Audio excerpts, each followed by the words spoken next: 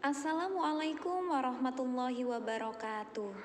Hello. Good morning student. Sobahul khair. Kaifa haluk? How are you today? Ustazah berharap kalian semuanya happy and healthy. Senang sekali Ustazah berjumpa lagi bersama kalian semua, dan kali ini kita akan mempelajari tema 4, subtema 3, pembelajaran yang pertama, yaitu tentang unsur-unsur cerita dan pengrajin kayu. Nah, anak-anak, Indonesia kaya akan dongeng dan juga cerita. Sebelumnya, kalian bisa membaca halaman 95 dan 96, yaitu yang berjudul Tupai dan Ikan Gabus di buku tema 4. Kalian akan menemukan unsur-unsur cerita. Di antaranya adalah judul. Apa judulnya? Tupai dan Ikan Gabus. Tokoh yang memerankan tupai, ikan gabus, dan ikan hiu. Sifat atau watak tokohnya. Tupai suka menolong. Ikan hiu sabar. Di manakah tempatnya? Yaitu di Kalimantan Barat. Awal cerita, tupai melihat ikan gabus lesu. Akhir ceritanya, ikan gabus sehat seperti sedia kala. Apa pesan moral atau amanatnya? Kita harus saling tolong-menolong. Selanjutnya masih dengan cerita tupai dan ikan gabus, kita bisa menentukan pendapat dan apa yang kita pelajari di situ. Bagaimana pendapatmu tentang cerita tersebut? Cerita tersebut sangat menarik, yang menunjukkan persahabatan antara dua ekor binatang. Sedangkan hal baik yang bisa kita pelajari dari cerita tersebut adalah sesama teman, kita harus saling tolong-menolong. Selanjutnya, kita akan mengenal lebih dekat pekerjaan Ayah Beni sebagai seorang pengrajin kayu. Produk yang dihasilkan oleh Ayah Beni adalah meja dan kursi sesuai dengan teks tersebut. Sedangkan pekerjaan Ayah Beni termasuk menghasilkan barang, yaitu meja dan kursi. Yang harus dikerjakan oleh pengrajin kayu, pertama membeli kayu dan memotongnya, kemudian membentuk menjadi kursi, menghaluskan, dan mengecat kursi. Terakhir adalah menjual kursi ke toko mebel. Seorang tukang kayu menghasilkan barang berupa meja dan kursi. Mereka menggunakan sumber daya alam kayu sebagai bahan bakunya. Tukang kayu termasuk jenis pekerjaan produksi, sedangkan penjual di toko mebel termasuk jenis pekerjaan distribusi. Tukang kayu dapat menghasilkan barang-barang keperluan rumah tangga seperti meja dan kursi yang dibutuhkan oleh masyarakat. Sumber daya alam yang digunakan oleh Ayah Beni adalah kayu.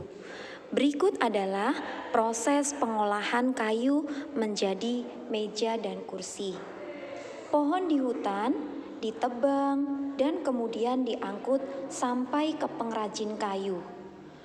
Pengrajin kayu mengubah kayu menjadi barang seperti meja dan kursi. Setelah jadi meja dan kursi, dijual oleh pengrajin ke toko mebel. Perjalanan meja dan kursi cukup panjang untuk sampai di rumah kita. Maka sebaiknya kita merawat barang yang kita miliki dengan baik agar awet. Karena barang-barang yang ada di rumah kita dibuat dari sumber daya alam yang jumlahnya bisa berkurang sewaktu-waktu. Nah, anak-anak, salah satu hutan di Indonesia yang sering diambil pohonnya adalah hutan di Kalimantan. Dahulu, hutan Kalimantan sangat lebat dan merupakan paru-paru dunia penghasil oksigen. Akan tetapi, kini pohon-pohonnya semakin berkurang, sering kali karena kebakaran hutan. Coba kalian perhatikan, ada gambar berikut. Penampakan hutan di Kalimantan, warna hijau menunjukkan adanya pohon, dan warna putih menunjukkan hutan yang gundul. Pada tahun 1950, hampir seluruh wilayah Kalimantan tertutup hutan. 1985, hutan di Kalimantan masih luas.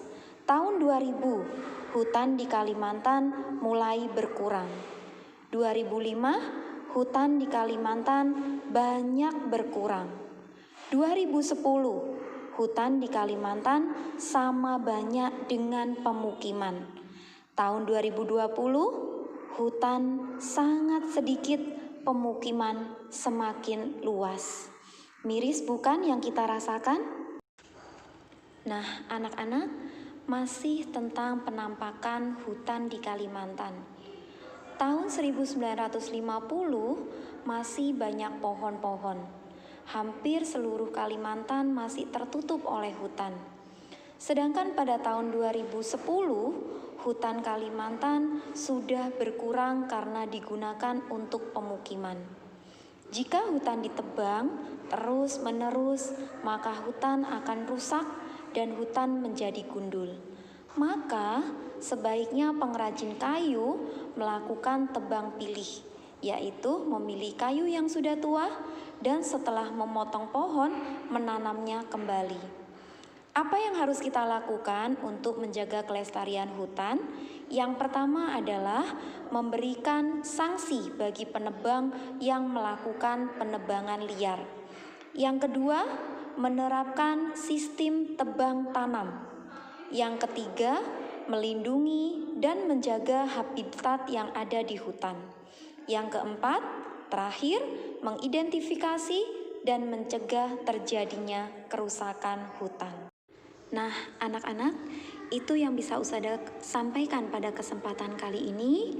Pesan Ustazah, keberadaan hutan sangat berpengaruh pada pekerjaan seorang tukang kayu.